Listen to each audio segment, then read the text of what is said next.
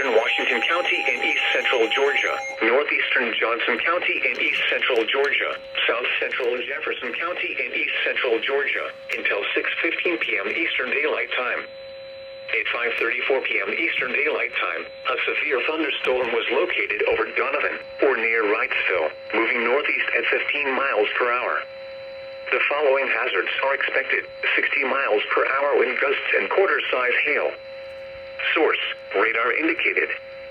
The following impacts are expected: hail damage to vehicles is expected. Expect wind damage to roofs, siding, and trees.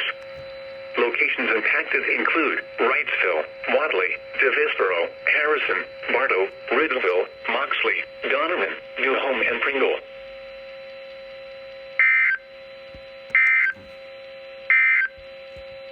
The National Weather Service in Peachtree City has